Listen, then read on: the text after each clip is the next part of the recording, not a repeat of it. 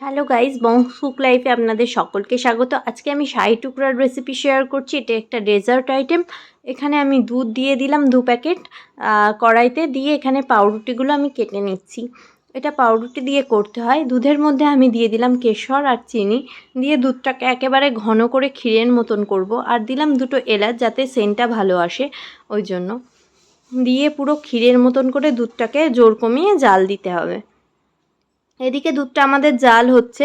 এখানে আমি কড়াইতে দিয়ে দিলাম একটু ঘি দিয়ে আমি পাউরুটিগুলোকে ফ্রাই করে নেব। এপিট ওপিট উল্টে উল্টে লাল করে ফ্রাই করে নেব। ঘিয়ের মধ্যে ফ্রাই করবেন, তাহলে খেতে টেস্ট হবে। আমাদের পাউরুটিগুলো সব ফ্রাই করা হয়ে গেছে, এবার তুলে নিলাম একটা প্লেটে। এবার ওই একই প্যানে আমি জল দিয়ে দিচ্ছি চিনি। একটা চিনির শিরা বানাবো, যার মধ্যে পাউরুটিগুলো, ভেজে রাখা পাউরুটিগুলো ডিপ করব, যাতে ওই পাউরুটির ভিতরে মিষ্টি ভাবটা ঢুকে যায়। সামান্য সামান্য করে একটু করে ডিপ করে তুলে নেব। সব পাউরুটিগুলো এইভাবে রসের মধ্যে হালকা করে করে চুবিয়ে আমরা তুলে নিচ্ছি। নিয়ে একটা প্লেটের মধ্যে আবার সাজিয়ে নিয়েছি। এদিকে আমার ক্ষীরটাও প্রায় রেডি হয়ে এসছে। আর একটুখানি ঘন করার জন্য রেখে দিলাম।